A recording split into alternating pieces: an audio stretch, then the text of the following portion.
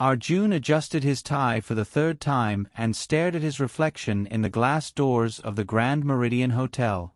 The building looked magnificent at night, its tall windows glowing like watchful eyes, the golden name shining proudly above the entrance.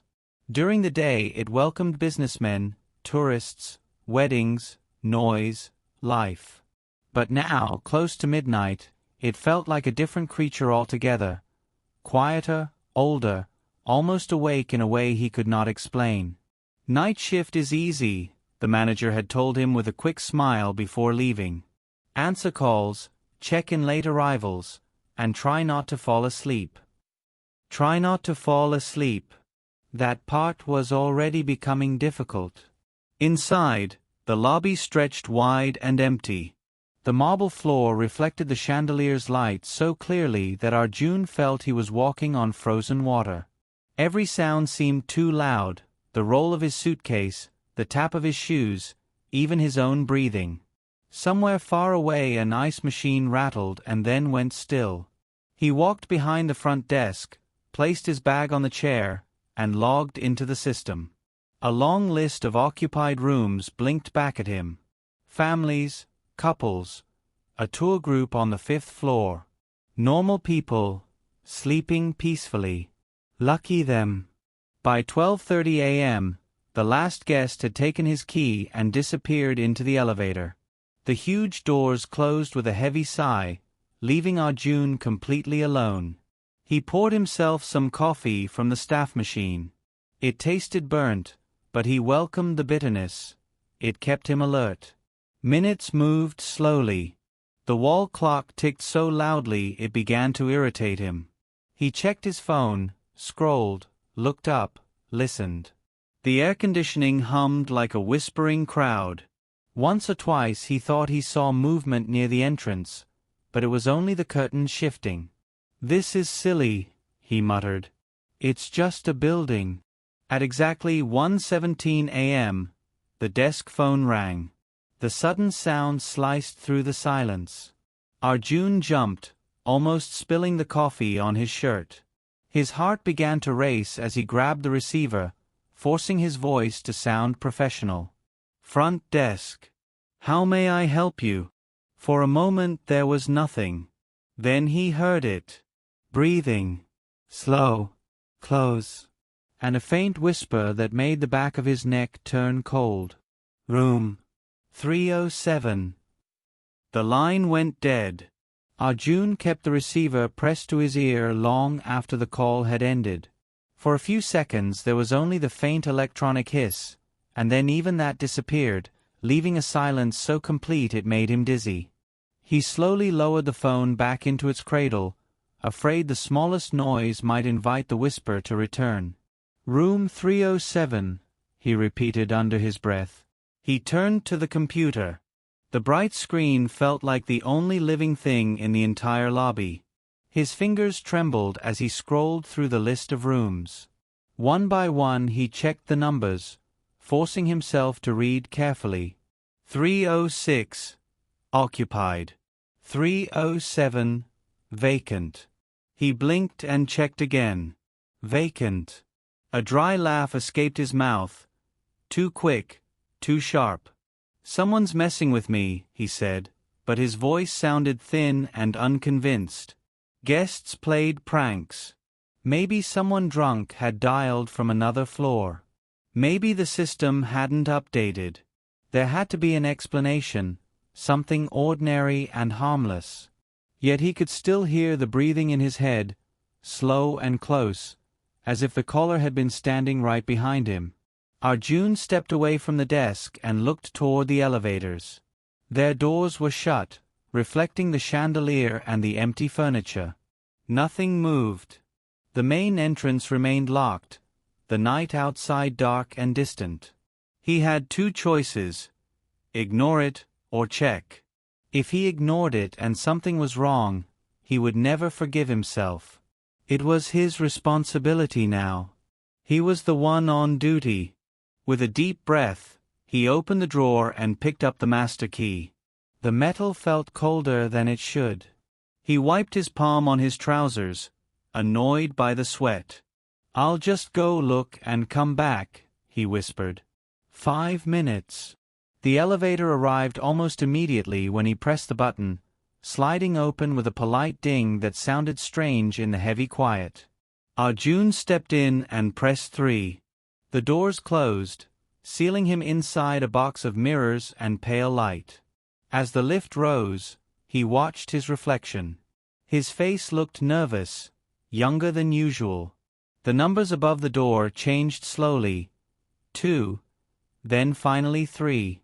When the doors opened, the hallway lights flickered as if disturbed by his arrival. The corridor lay stretched before him, long and hushed. The carpet swallowed his footsteps. Every door was shut, every handle still. At the far end he saw it. Arjun did not remember walking back to the elevator.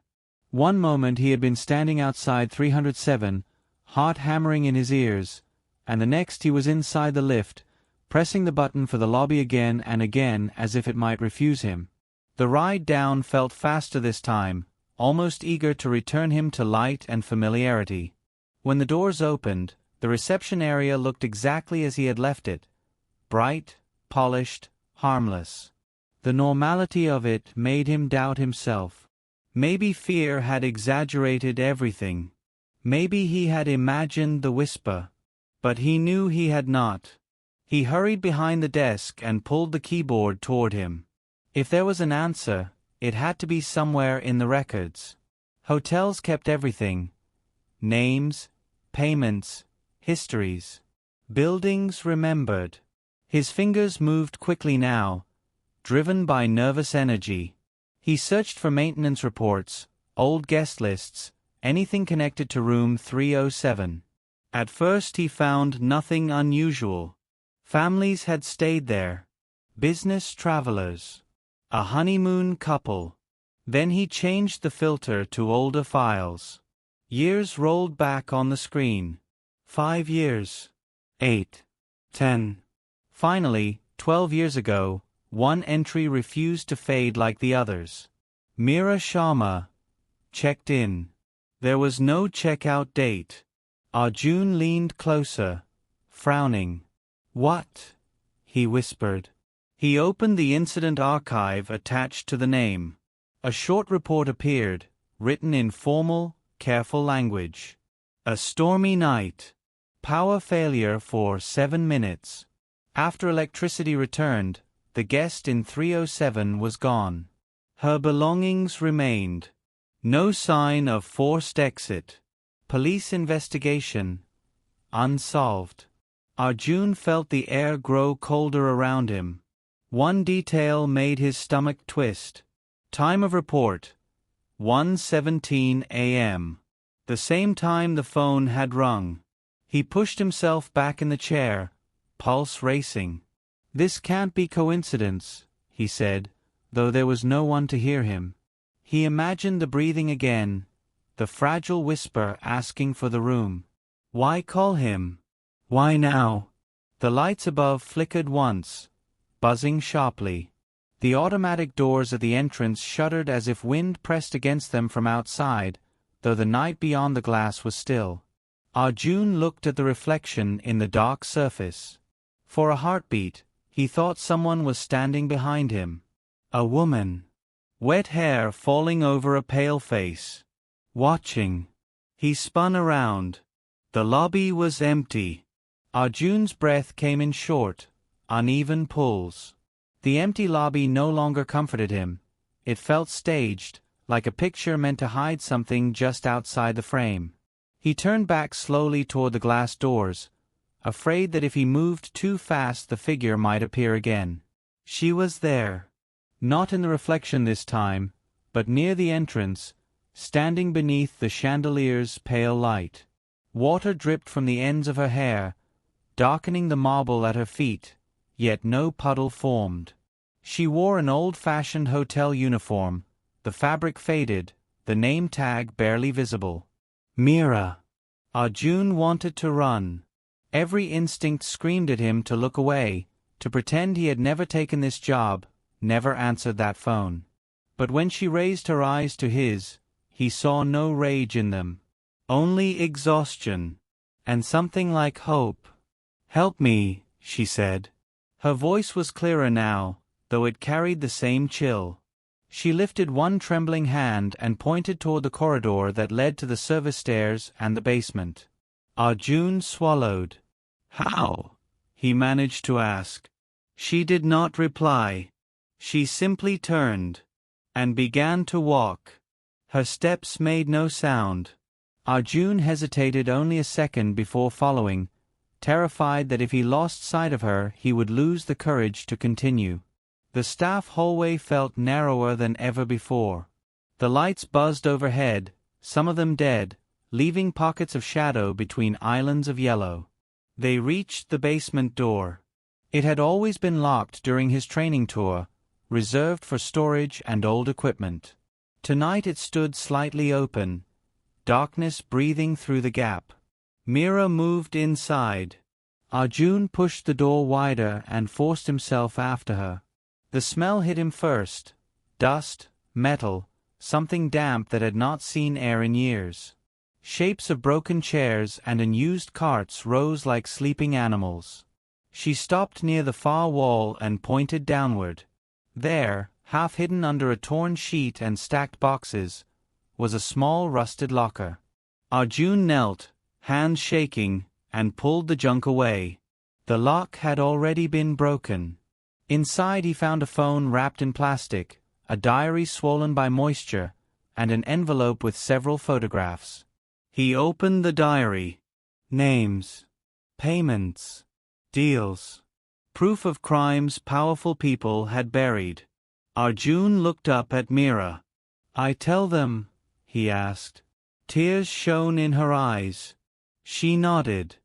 Arjun did not remember climbing back up the stairs. Later he would wonder how his legs had carried him at all, because they felt like they belonged to someone else. Yet somehow he reached the lobby, the diary pressed against his chest, the old phone and envelope clutched tightly in his hand as if they might disappear. When he turned around, Mira was no longer beside him. But he could feel that she was still there. Watching. Waiting. The rest of the night passed in a blur. Arjun called the police with a voice that shook but did not break.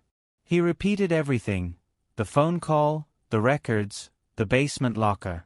At first the officer sounded doubtful, then serious, then urgent. Within an hour, red and blue lights painted the hotel walls. Shoes hurried across the marble. Radios crackled. Questions filled the air where silence had ruled.